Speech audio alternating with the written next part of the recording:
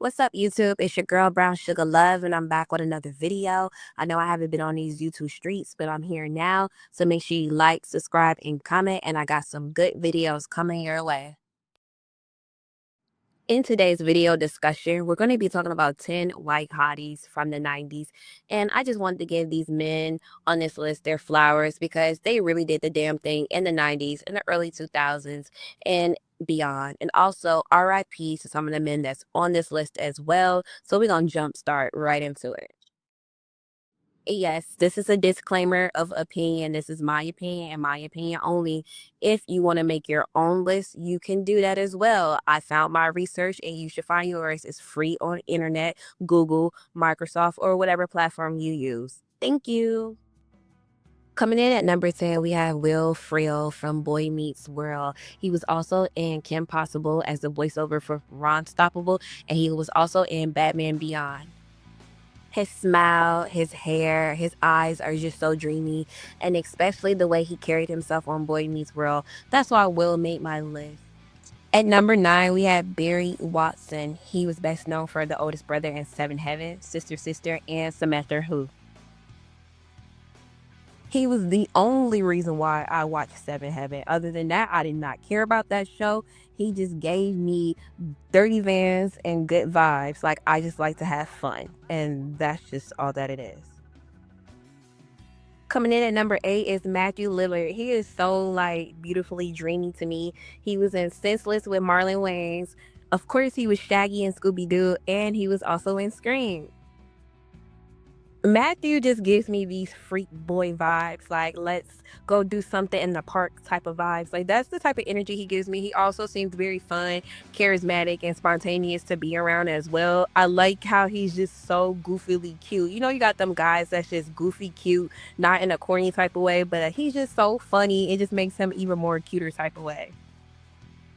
Number 7, Eric Von Dennen. Most people did not know his name, just his face. Typically, that's sometimes how it works. But his name is Eric Von Dennen. He was in The Princess Diaries with Anne Hathaway. He was also the voiceover for Sid in the 1995 Toy Story. He was in Leave It to Beaver, Days of Our Lives, and Recess, and many other projects.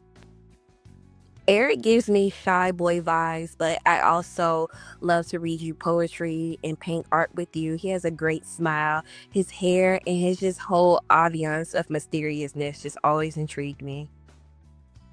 At number 6, we have Devin Sowa. He was best known in Eminem's Stand video, Final Destination, Idle Hands, and also Casper. I've always liked people that look like artwork, and he looks very abstract, very different to me. And his just charismaticness, how he is on camera, how he deliver his lines. I definitely loved him in Idle Hands with Jessica Alba. It's more of a horror rom-com movie. If you have not seen it, you should definitely check it out. Coming in at number 5, we have Andrew Keegan. He was best known as Seven Heaven, Moesha, 10 Things I Hate About You, and O, which is a great movie. It stars Julia Stiles and Mekhi Phifer. Listen, I don't know what Andrew has going on in today's time. I know they said that he was leader of a cult or whatever, but back in those days, he had classic good looks. He had a great smile, nice hair, and he had a nice physique. That's all I got to say about Andrew. Like I said, I don't know what he's doing in today's time, but back in those days, he was fine. At number 4, we have Matthew McConaughey, best known in Dazed and Confused, Angels in the Outfield, How to Lose a Guy in 10 Days, We Are Marshall, and many more.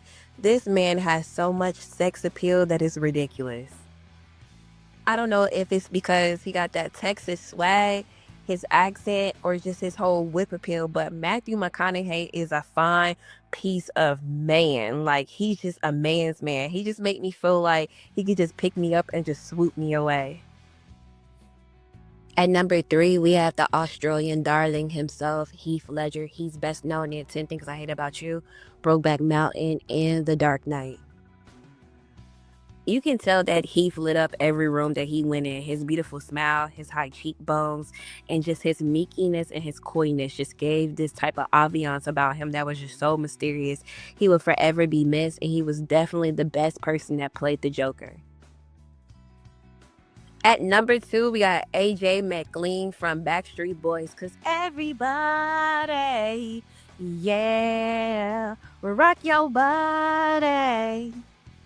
I don't know about you, baby, but growing up, I was a Backstreet Boys fan. Cause NSYNC, who? Justin Timberlake, what? You had Nick, Brian, AJ, Kevin, and Howie. But let me tell you something. AJ was my favorite. He was the bad boy. He had them hoop earrings, that little goatee. He was just fine to me all around. Coming in at number 1, we got JTT, also known as Jonathan Taylor Thomas. He was in The Lion King as young Simba, The Adventures of Spot, Home Improvement, and The Wild Thornberrys.